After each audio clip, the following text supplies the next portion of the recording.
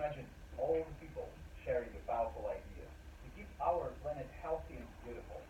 Minimize and then stop toxic emissions may be our top priority, and our target company drives green technologies, which fix faults of existing transport. Good morning, we are from Moscow State University, and we present our buy recommendation on Norilsk nickel, critical supplier of thin metals which contribute to eco-friendly transport. Hydrate nickel is essential for batteries of electric vehicles. Palladium is for minimizing pollution of gasoline and hybrids. And these two metals share the highest growth potential in the whole metals market. And aside from that, the company has the richest mineral resources among all global peers. Dominant position translates into sound cash flows, most of which are redundant dividends. Non-nickel is large and complex, but real try to keep it brief. Its main facility is located in Russia, with one nickel plant in Finland. From mining activities to refining to trade, non-nickel is vertically integrated. The geography of sales is versatile, reaches a total of 36 countries. Like any miner, non-nickel relies on the value of its core metal. It is the world's leader in palladium and hydrate nickel, with copper as a stable support. Markets are decisive. Well, they truly are. In the metals and mining, the correlation between a company value and its metal basket is really strong. This is a huge risk for most miners, but non-nickel core metals, nickel and palladium, are going through structural changes driven by global green trends and pace wise investment. To build our long forecast, we developed a model where we estimated future market balances and their impact on metal prices. We found that almost 60% of non-nickel metals fit the global move towards cleaner transport.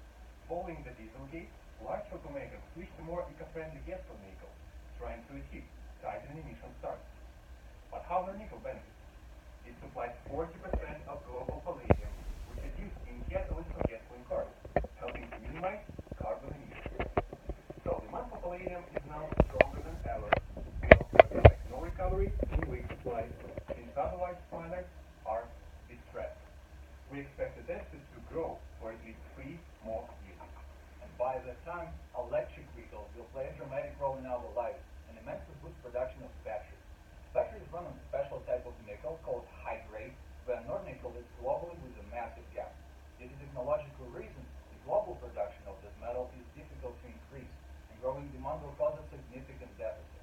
Professionals at London Metal Exchange recognize the growing importance of this metal and consider creating a new contract, special for battery nickel. With that in place, hydrate nickel may skyrocket. And by the way, spacecraft also need it.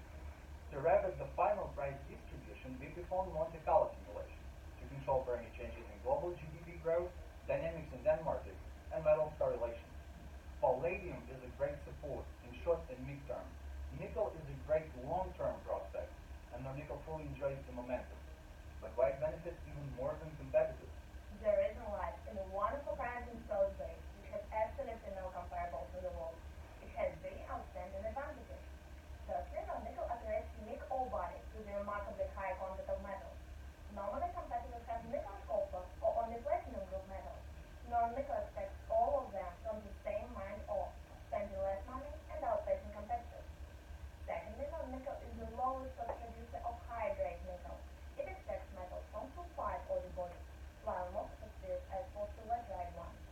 Well, nickel ore deposits break up into sulfide and laterite. The former allows producing hydrate nickel with no additional investment. The latter requires significant and long-term investment with uncertain outcomes. That exposure makes non-nickel the main beneficiary of electric vehicle penetration. And finally, non-nickel results contain more expensive palladium than stagnating platinum. This is an issue for large oxygen producers in South Africa, which have mostly platinum in reserve, and now start losing money and close their mines. All these advantages lead to outstanding flexibility that converts into sound cash flows, most of which are returned as dividends. But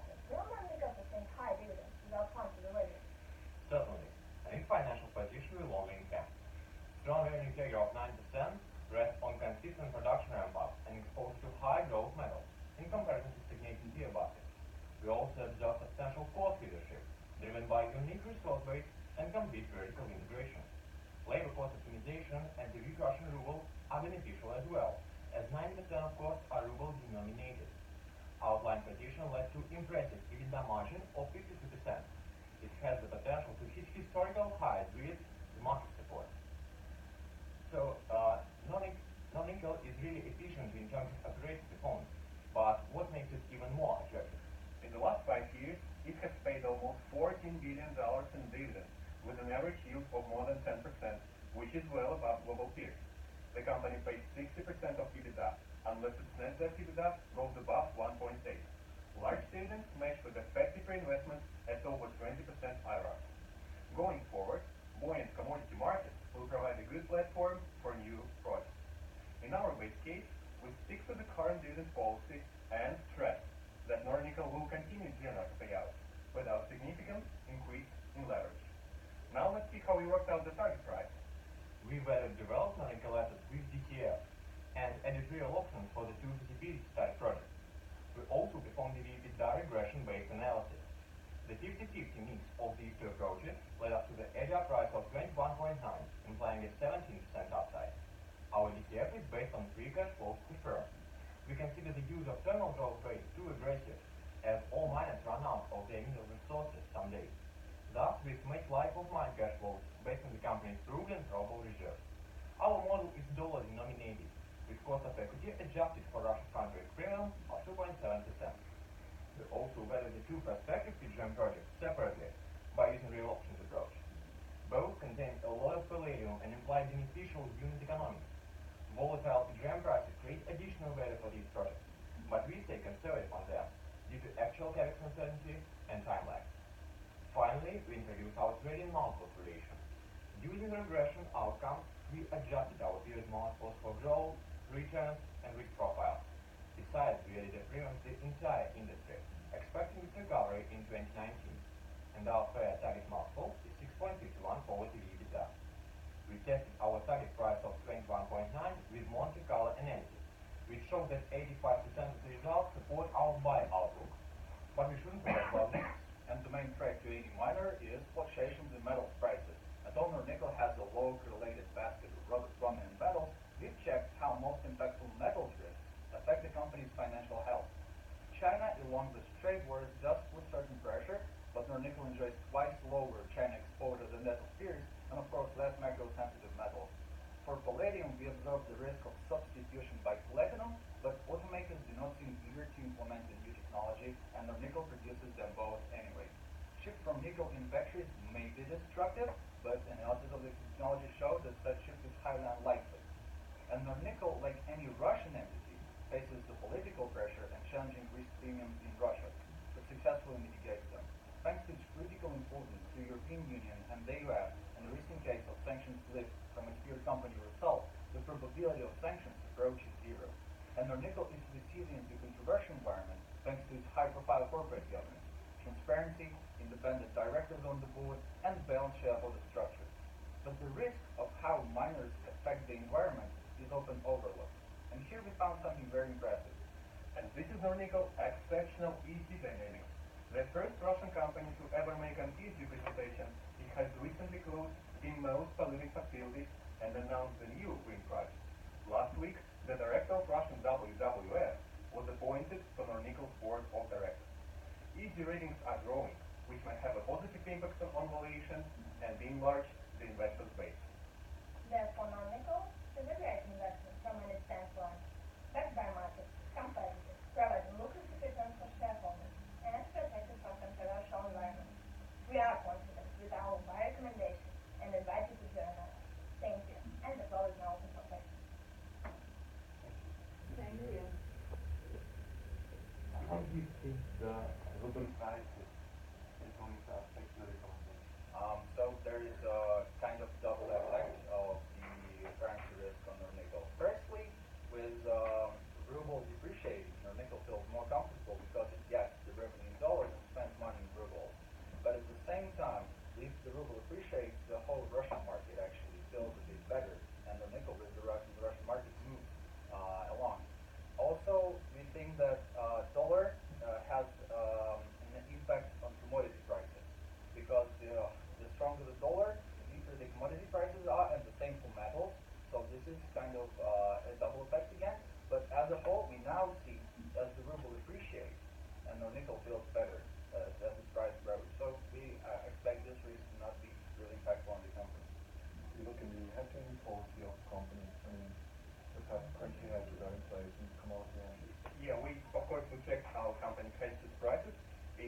previous years, it used to hedge its prices, but now the company doesn't do it anymore because it expects to win from increasing prices.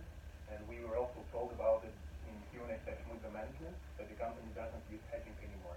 And also to mention that the company has a very diversified metal basket, and most of its metals are locally related.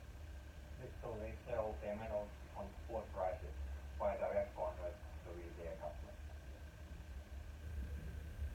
So you said it's a pioneer in ESG investing.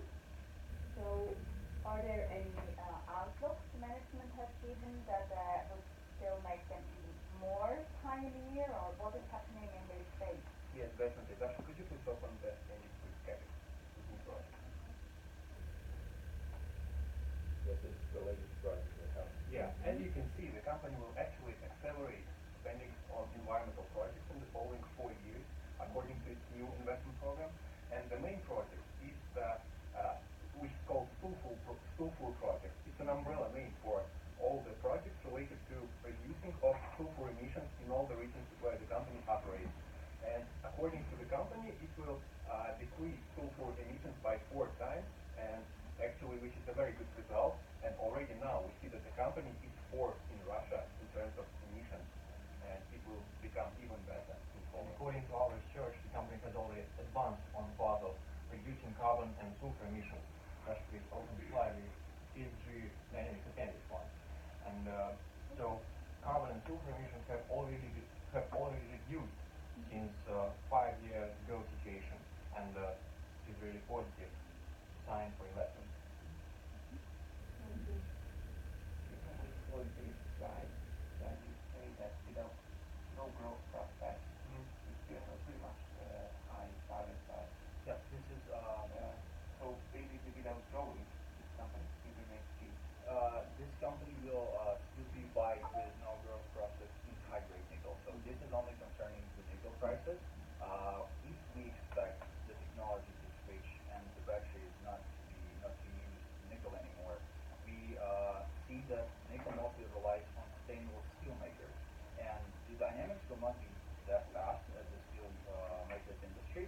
So nickel will not have this big growth prospects, and without growth prospects for nickel, we expect this target price to decrease. Yeah, and in addition, Dasha, could you please open the slide with batteries? Outlook. I think it's better. We have a lot of maybe very small.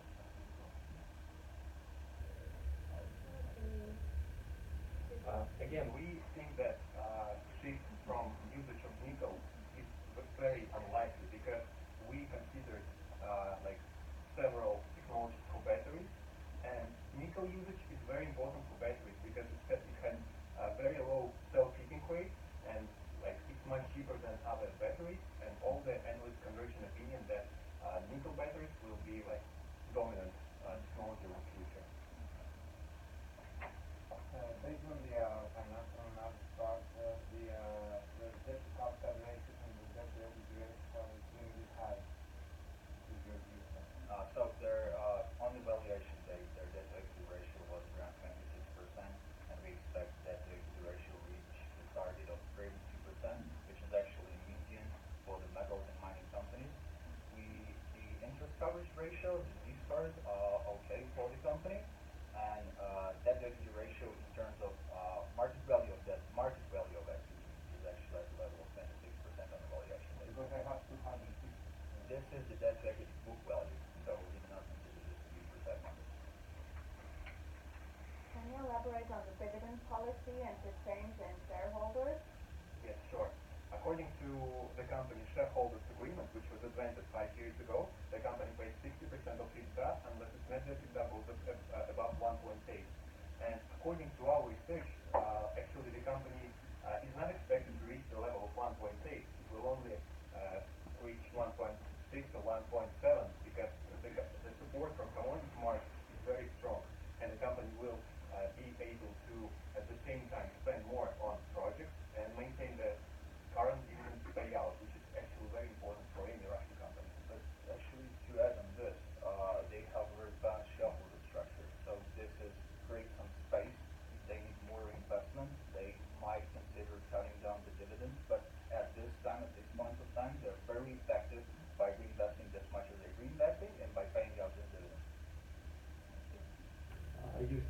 governance, due to the company have good succession planning?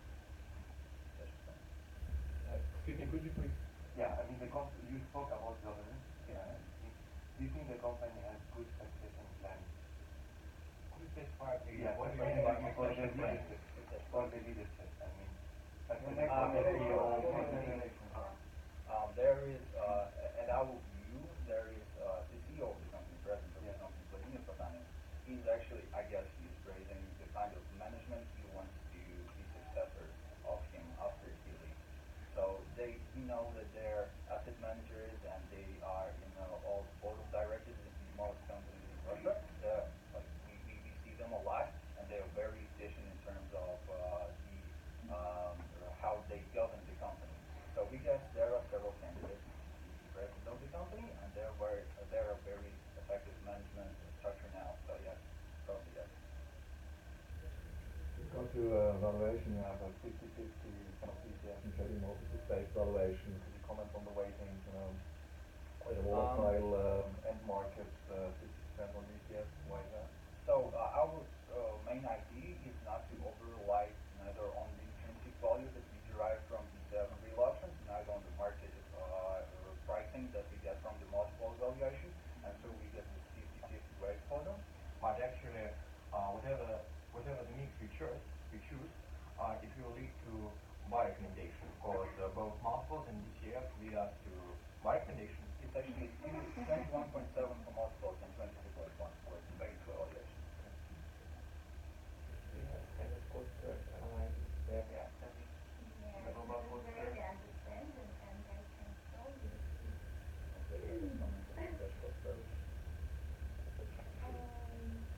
Look at this is the nickel test of self, and we provide a formula for calculations. And as nickel has a really unique result base, using this formula, this cash costs for nickel chrome are negative because the revenue from byproducts are expensive. Exam metals are always the cost for expected nickel chrome. So they actually the last company to ever shut down the operations in And the company has a legal position on the each cash cost. Why do you think that the company today is not traded as your recommended stock?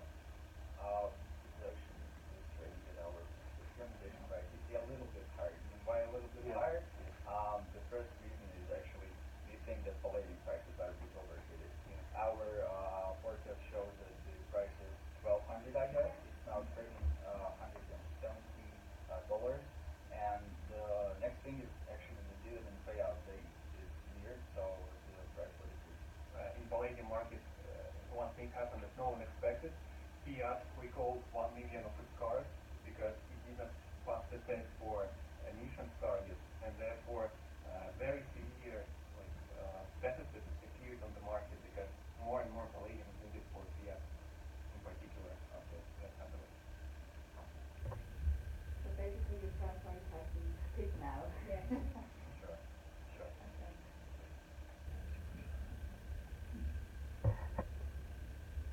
In terms of trade conflicts, did you do any shock analysis, or how does that play out given the end markets of this company, with US, China? What would you need? Okay, the trade war will be based on the prices of the nickel and you. Thank you very much. Thank you. Thank you very much. It's also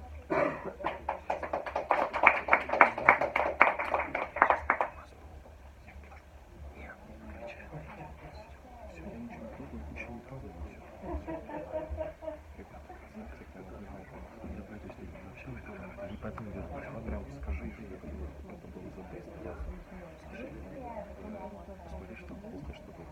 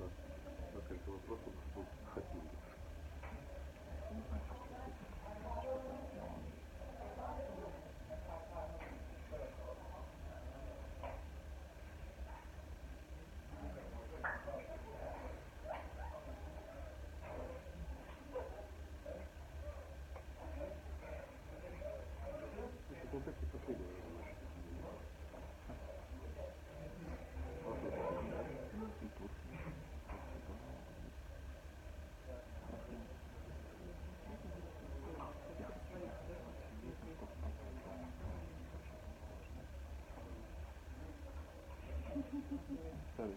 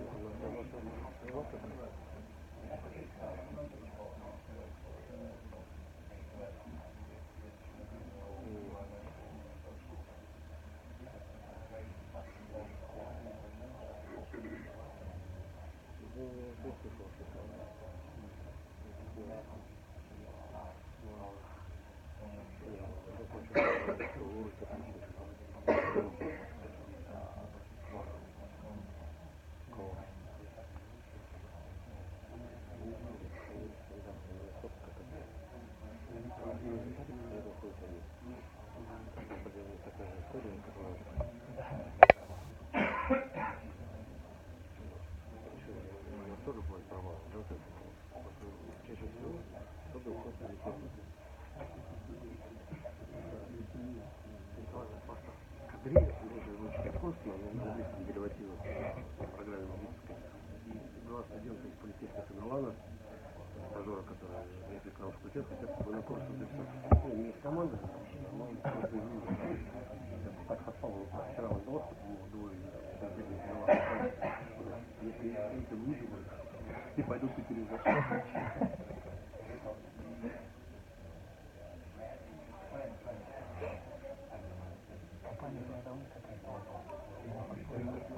Такое трубы написано. Приложение по всем компаниям, да, Bloomberg, там не хорошо, много просто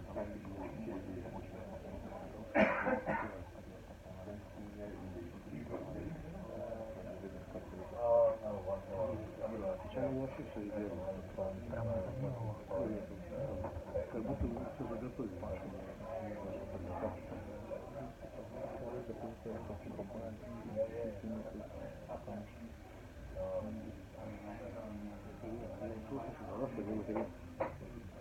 Когда понял, что делает ответ на этот вопрос, но надо пойти и даже Кузьмич, когда отвечал на вопрос, они что там идет ставят там мальчик пошутил, какой-то уверенность. Просто плохо.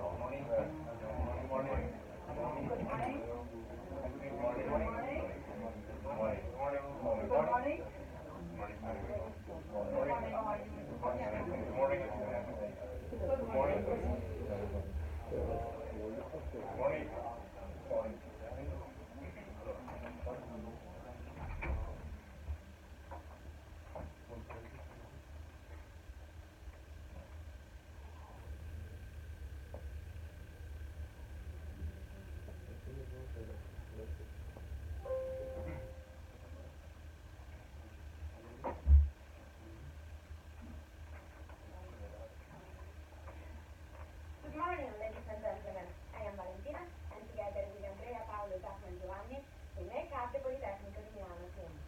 We initiate our coverage in Interbank Group with a 30.3 euros year-end target price and a whole recommendation. Interbank is a great company. However, its double-digit growth and best-in-class margins do not go unnoticed, as market optimistic expectations are almost completely factored in the current stock price. Moreover, IT value assessment require us to go deep below with high catching performances, finding out some shadows that could pose risk to the long-term sustainability of its outstanding results. With a 3 billion euro market cap, more than 1.2 billion sales in 2018, and over 4 acquisitions in its history, Interpump is an Italy-based multinational group operating through two divisions, hydraulics and water jetting, in three market segments of the machinery industry. In details, Interpump supplies a broad range of products of the hydraulic circuit. If you're wondering what it is, think about elevators that go up or escalators that work. They are all powered by hydraulic systems. Moreover, its water jetting division provides pumps that power professional washers, fire trucks, and a series of other applications, by pressuring water to very high values. Recently, they entered the primary system component market, offering random and automatic. Talking about continuous multi-sensor. These components allow a homogeneous mixing of liquid and solid parts. Likewise, they can be used in dairy, pharma, and cosmetic industry. Important to be noticed, while the first two markets are sensitive to the economic cycle, the primary system component demand is mostly moved by population trends. My colleagues will now debate the life and the shadows of this company in terms of positioning and financials. Interpump is the undisputable leader of the very high pressure pump niche market, with approximately 50% market share and best-in-class know-how and innovation capabilities. True, but the room for growth is extremely limited. We are talking about a niche market, where the group is already leader, and no acquisition would further reinforce its competitive positioning. Yes, I know, but this problem has been overcome a long time ago. The general stickage flow very high pressure pump has been invested in acquisition to enter the vast and fragmented hydraulics market, where now Interpump is one of the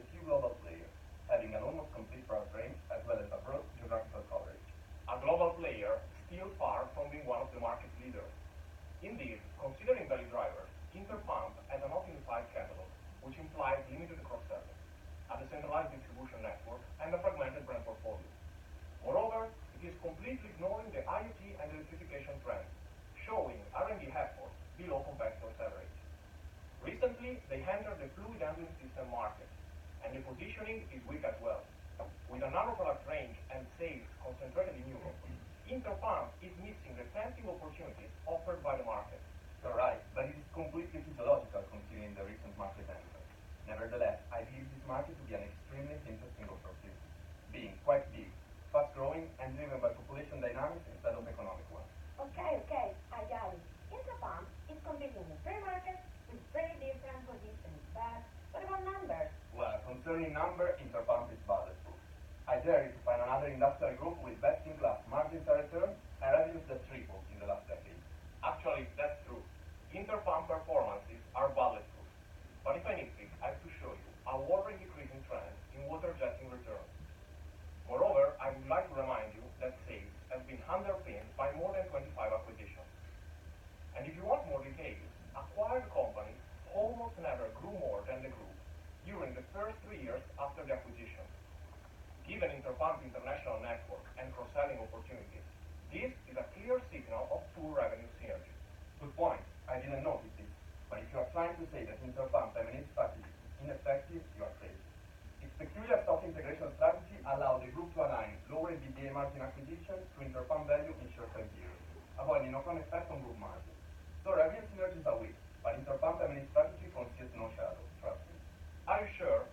Do you know what the real M&A value driver is? I tell you, it is the low price paid. Multiples paid by Interpump are extremely lower than those of comparable transactions. To further support this idea, I simulated a bearish DCF for each past acquisition. This resulted in an enterprise value always much higher than the one actually paid. Finally, I ran a Monte Carlo simulation with 10,000 even more pessimistic scenarios, which confirmed that in 93% of cases, Interpump was sure to generate extra value from acquisitions, simply leveraging on the low price paid. Wow, this is impressive, but what is the problem? I don't believe Interpump management negotiation capabilities will suddenly vanish. Moreover, keeping the current financial structure, I estimated a firepower for acquisition larger than 800 million in the next 5 years. Okay, but I was not questioning Interpump's deal-making skills. I know there are strengths. Rather, I doubt the effectiveness of this value creation mechanism when the pool of adequate targets will shrink. And what about Interpump increasing size combined with its soft integration? It can't last forever.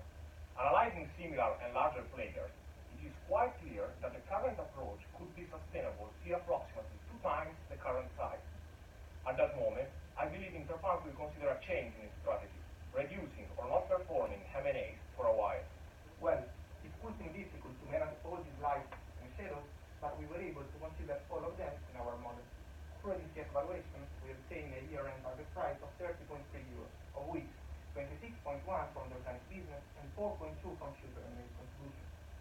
With the Monte Carlo simulation, we assessed the soundness of our assumptions with the old recommendations confirmed in 83% of cases. Finally, the sum of the parts relative valuation led to a target price of 30.4 euros, completely in line with our valuation. To estimate revenue, first, we cleaned Interpump historical sales from inorganic effects. Second, we split group sales according to the market and geography. Third, we computed the geo-based regression by weighting national performance indicators. And finally, exploiting the correlation, we forecasted future revenues through a net regression. All this process resulted in a 5% organic figure, which projects future revenues to more than 1.6 billion in 2023. Regarding margins, we forecast them quite flat, but slightly increasing in both divisions. Considering the group not to be in a steady state in 2023, we decided to implement a three-stage DCF model, avoiding the risk of overvaluing the group. Indeed, we had the second stage where Interpump extra profitability will fade due to the increasing competition. Finally, we applied the terminal value for the perpetuity formula with a 2% terminal growth rate in line with expected long-term inflation. It results to an overall 26.1 euros per price on Interpump organic business. But, to consider the wish of management to pursue the current strategy, we forecasted M&As at historical 9% year-over-year in organic growth rate until 2022, when the group will which overcomes 2 billion euro sales. It results to an additional 4.2 euro, resulting in an overall target price of 30.3 euro. And now, let's look at the most interesting risks. First of all, we assume the group to continue its inorganic growth process at the same historical conditions. However, intra-fund price-based value creation mechanism strongly depends on the availability of suitable targets, whose number is limited. Thus, it will become harder and harder for groups to find appropriate candidates. Modeling this risk through a sensitivity analysis, in the extreme case in which intra-fund will start acquiring at comparable transaction multiples, the future M&A contribution will move from 4.2 to 0.2 euros. Another risk comes from high competition in the short term, which could threaten margins. Its likelihood seems higher in the hydraulic component market, where Interfund doesn't have a bulletproof competitive advantage. Nevertheless, simulating the reduction of EBITDA margin to the market average, our whole recommendation is still confirmed in any case. Finally, we identify the risk of management over control as interesting. Indeed, the current CEO is at the same time the main shareholder and the chairman.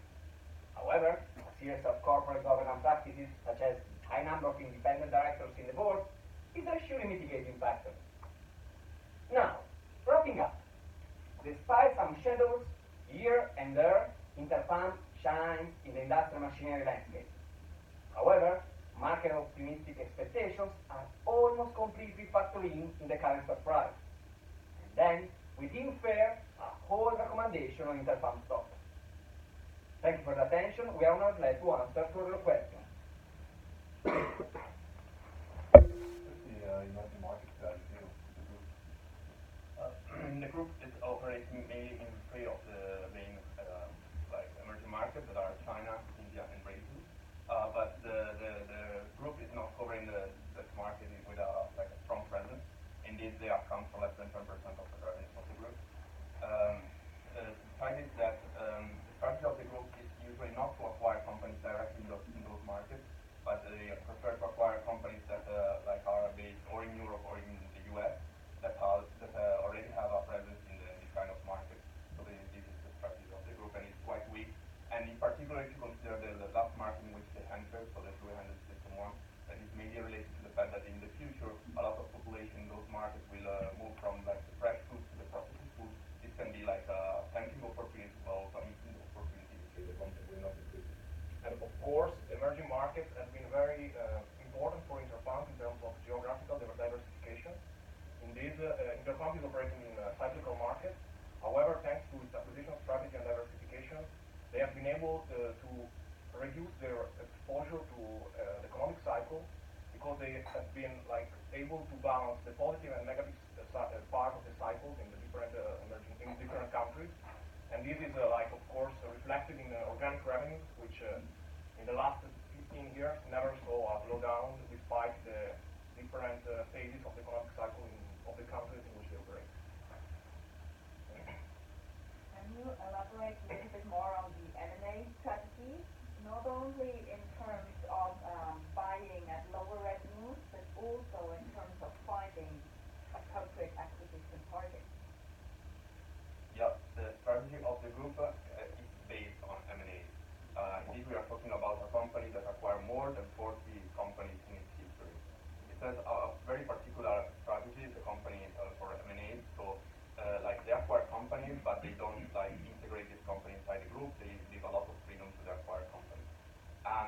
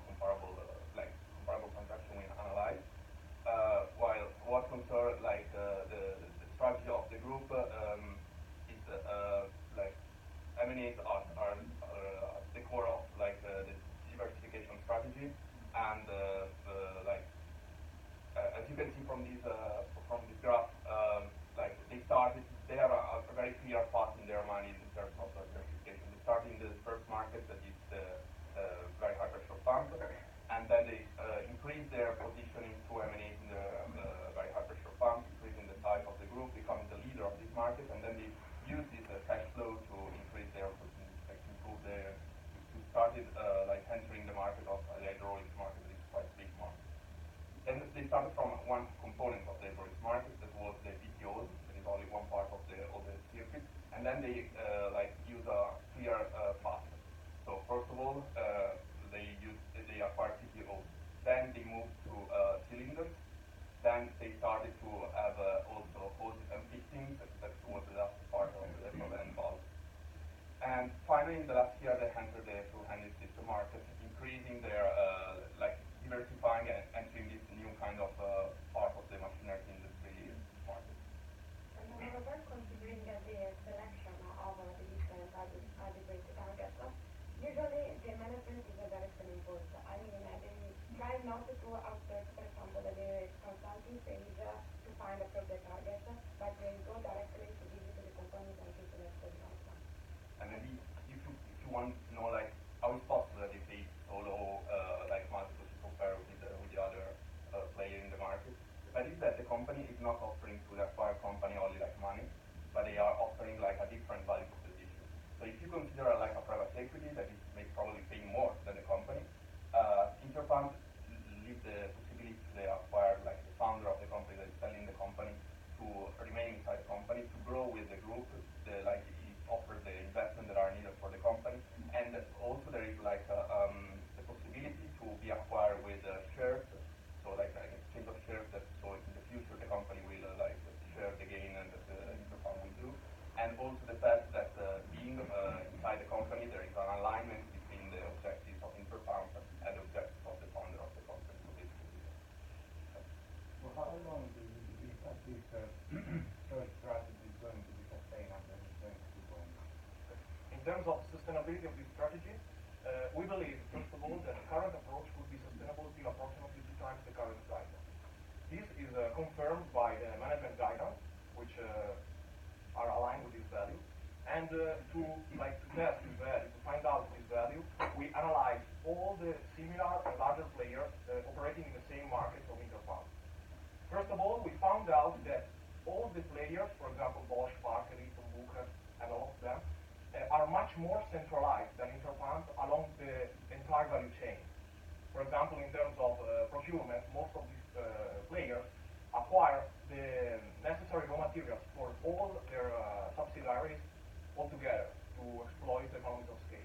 While Interpump does not do this, and in our opinion, this could create not only disadvantages in terms of acquiring cost, acquiring price, but also in terms of complexity in the long run. Then, among these players, we selected the ones which were most similar to Interpump in terms of growth path. From this perspective, Parker is a good example. Indeed, Parker grew a lot inorganically, with more than 300 acquisitions in its history. It's operating mainly in the hydraulics market, like Interpump, and at the beginning of its history, Parker adopted a decentralized approach. As you can see from the graph, Parker in the 1990s started a series of centralization initiatives, which led to, for example, a rationalization of brands, a centralization of procurement with the PH Connect launch, and that culminated in the WIN strategy, which is like the ultimate trial to simplify procedures and standardize the processes along the entire group. Of course, we are aware that this could be we are considering different time periods, different years, but given that most of these players centralize their structure around this size, we believe that this could be a good proxy also for Interpump. What is the real comment to that advantage of taking from this company? I mean, apart from having here back, see that the EBITDA margin is quite higher than because they should do something to Basically, in order to answer this question, let me separate the two divisions of the company. In particular, in the water testing divisions, the Interpump has a higher margin compared to competitors for 2 reasons principally. This market is a niche market, so on average the margin of water jetting is higher, let's say 23%. Interpump has a higher margin, 26%, given the fact that it is the leader of this market, 50% of market share. On the other hand, in the hydraulics market, Interpump has always a higher margin compared to competitors, let's say 20% of EBITDA margin, but the reason is for an opportunistic product mix. In fact, watching the revenue breakdown by product of Interpump, 40% of its 40%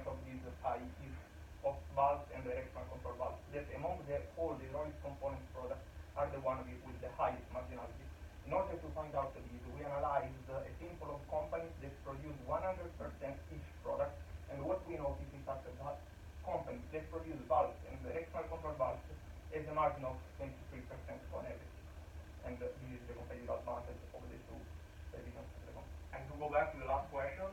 In terms of structure, we believe that currently Interpump structure is guaranteeing to the group a very good flexibility, which is very important in this market.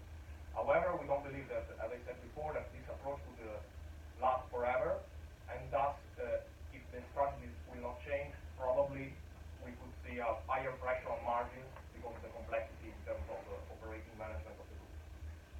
What about currency sensitivity? Major move in euro, how does that affect income? Sorry, can you repeat the question? Currency moves, if the euro breaks down or breaks up. Yeah, for what concern currencies, like the fact is that Interpump as a main strength, the fact that it's close to 35.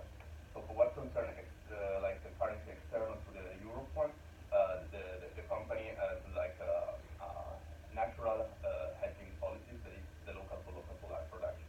So basically, as you can see also from this graph, like the impact of forex during the lifetime of the company was always like pretty low. We are talking about 3 million in the last year with revenues higher than 1 billion. And also for the future, the management said that they want to continue with this strategy. And for what concern the euro, they are mainly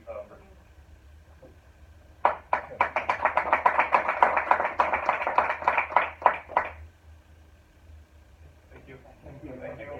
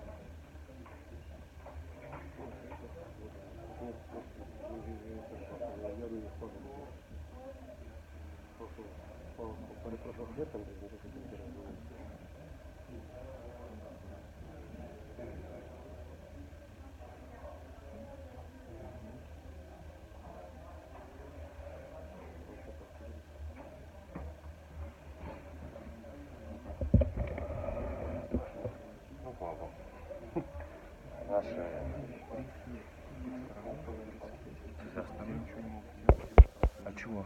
А, этот? Да, там надо руками зум делать.